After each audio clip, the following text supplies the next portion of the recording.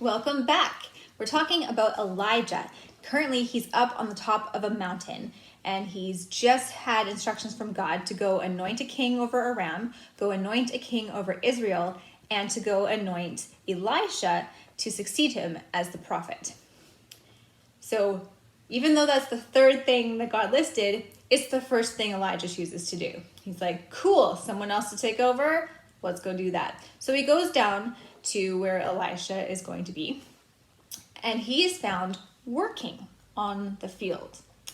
Now, this is the first lesson for us, is that we are called to do God's work in whatever we're doing, right? So wherever we are, whatever job you end up doing when you get older, everywhere you go, in school, in shopping, in sports, extracurriculars, everywhere you go, you are called to do God's work and to do it well. You are called to be a light.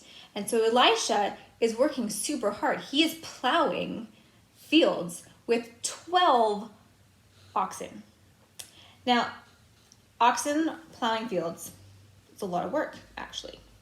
And they go back and forth, right? And they end up tilling the soil so that you can plant the seeds, right? So it's that time of the year for the season of farming. And Elisha is actually doing this work too. And it's in the middle of plowing these 12 oxen that Elijah comes to Elisha and says nothing. That's right. Elijah doesn't actually say anything.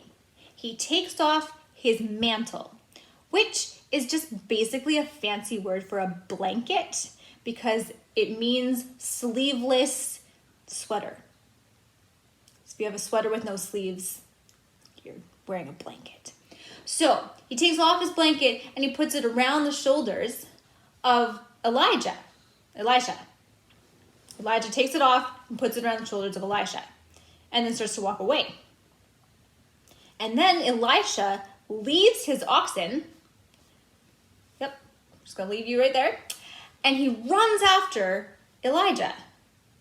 And he says, let me kiss my father and mother goodbye, and then I'll come with you. You get a sweater from a dude, and then you're like, hold on, I'm going to kiss my parents, bye, and then I'll come follow you. So somehow, Elisha knew that this big tunic, this cloak, this mantle was significant. It meant something, and he knew that it meant he was going to become the next prophet.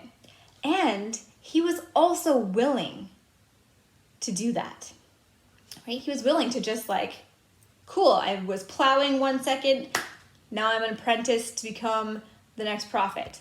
I'm gonna go help Elijah, learn from him, minister to him, and then it'll be my turn eventually.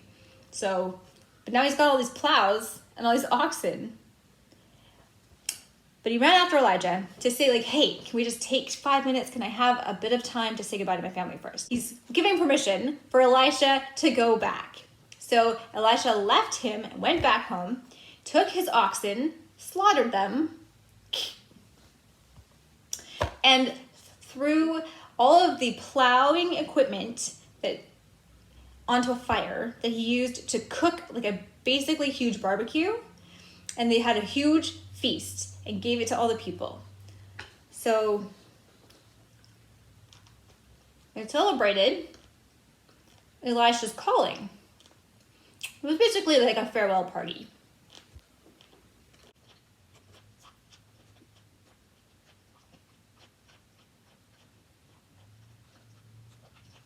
Woo! So they have their big party and barbecue. And then Elijah is like leaving, and Elisha sets out to follow him and become his servant. So we talked a little bit about this already, but you are called to love God well and love people well where you are already, no matter what you do. But if God should come to you and call you somewhere else or into vocational ministry or like to be a pastor or something, or to go into missions or to go somewhere else than where you are, you have to be willing. We should be following the example of Elisha to just drop everything and be willing to go and follow the call of God. Secondly, we should be honoring our father and mother. I think that's a cool part of this particular story, because he does want to go and say goodbye to his parents, right? Like, when was the last time that you gave your parents a hug and kiss goodbye when you're leaving for school? Just saying. Maybe you should give them a hug and kiss and tell them you love them, because they sure love you, and you should totally honor them and give them a lot of respect. So next time they ask you to do something, just say, okay, and do it. Also, I love reading this part of the Bible, right? Like, it reads like a real story, right? Some parts of the Bible are just a whole bunch of names after names after names and like other things and big theological stuff. But this is just a story about two guys who then become friends and mentors.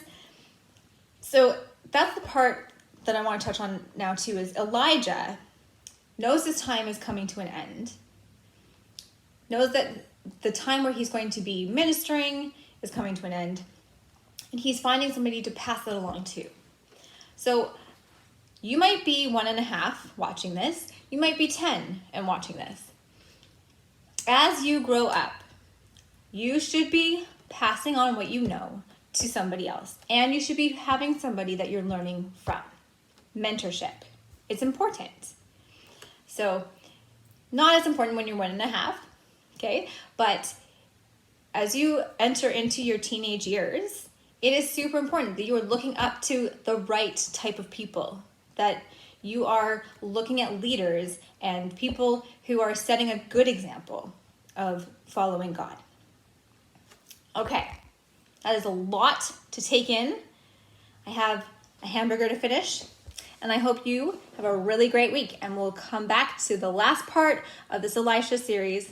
Well, I guess it was Elijah. Elisha now? We're going to talk about Elisha next week. Okay, bye!